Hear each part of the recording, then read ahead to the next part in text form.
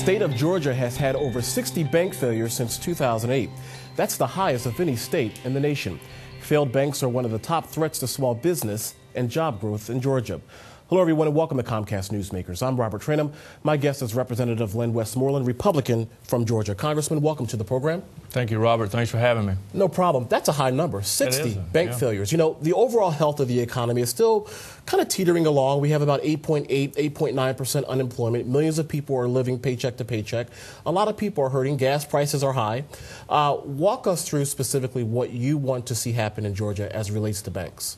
Well, we've had about 60 banks close in Georgia. The majority of them have been community banks. And Robert, you know, when a community bank starts, we have probably 5, 6, 8, 10, maybe 20 prominent citizens get together, raise 10, 12, 15, $20 million, invest in a bank. And then if that bank gets taken over by an acquiring bank or the FDIC, that money's gone. That money's gone out of the community. I mean, it's gone forever. And so that's the reason we are suffering, and we're being penalized because we were a growing state. A lot of real estate, a lot of development, a lot of growth. And so a lot of these banks, you know, probably were in a bad position as far as cash. But when the FDIC come in and said, okay, you know, you need to reduce your real estate portfolio by 25%. You need to raise your capital, and you need to do it in 90 days. Well, you can't do that unless you have a fire sale. Sure. Every fire sale, it spreads, it rages, and it goes to the next little town because these banks may have an interest there. And so it's just been a downward spiral. And what we're trying to do is to convince the FDIC, because these bank failures cost us about $100 million apiece. And so if you look at that, why don't they go in and say, you know what, we need to look at the mark-to-market rules. We need to find out why these banks, we're causing them to write these assets down to nothing. Why don't we give them 18 months or 3 years to write it down? You know, Congressman, you mentioned something a few moments ago that I want to go back to. You mentioned the word community. Mm-hmm. You know, community banks, I would make the argument, are part of the social fabric of the community. Mm-hmm. That's where people hang out. That's where people clearly do their personal business.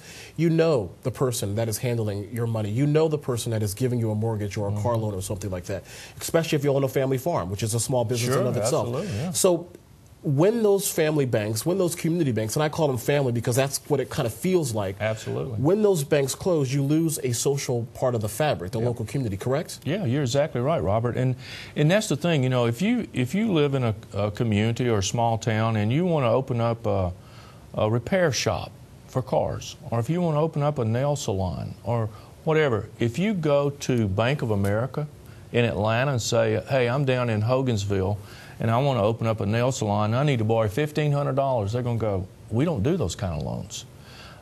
So it directly affects small businesses. Oh, absolutely. And it's affected small businesses all over my district.